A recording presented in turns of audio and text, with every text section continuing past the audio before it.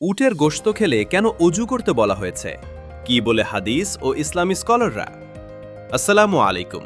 ইসলামের বিধানগুলোর মধ্যে এমন কিছু বিষয় রয়েছে যার কারণ আমরা কখনো বুঝতে পারি, আবার কিছু বিষয় আল্লাহর হিকমতের অন্তর্ভুক্ত থেকে যায়।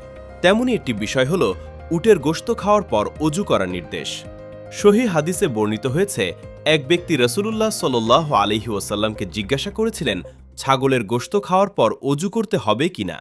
উত্তরে তিনি বলেন, চাইলে অজু করতে পারে, আবার না করলেও হবে। কিন্তু যখন উটের গোশতের ব্যাপারে প্রশ্ন করা হয়, তখন তিনি স্পষ্টভাবে বলেন, হ্যাঁ, উটের গোশত খাওয়ার পর অজু করো। সহিহ মুসলিম, হাদিস নম্বর ৩৬০।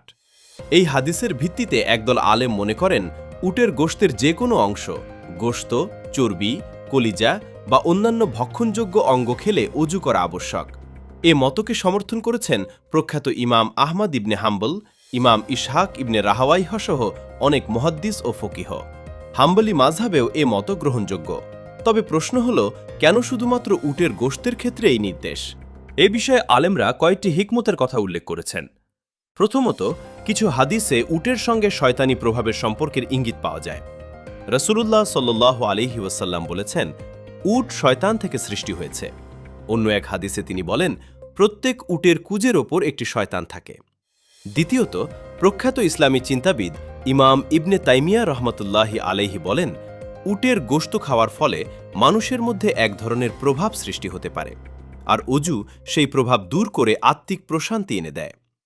এছাড়া শায়েখ মোহাম্মদ ইবনে সালিহ আল উসাইমিন রহমতুল্লাহি আলাইহি উল্লেখ করেছেন, উটের গোশত মানুষের স্নায়বিক উত্তেজনা বাড়াতে পারে, আর অজু সেই উত্তেজনা প্রশমনে সহায়ক হতে পারে। তবে এখানে একটি গুরুত্বপূর্ণ বিষয় রয়েছে। অধিকাংশ হানাফি, মালিকি ও শাফিঈ ফকিহের মতে উটের গোশত খেলে অজু ভঙ্গ হয় না। তারা হাদিসে বর্ণিত অজুর নির্দেশকে মুস্তাহাব বা উত্তম আমল হিসেবে ব্যাখ্যা করেছেন। অন্যদিকে হাম্বলি মাযহাব এবং অনেক মুহাদ্দিসের মতে উটের গোশত খেলে নতুন করে অজু করা ওয়াজিব।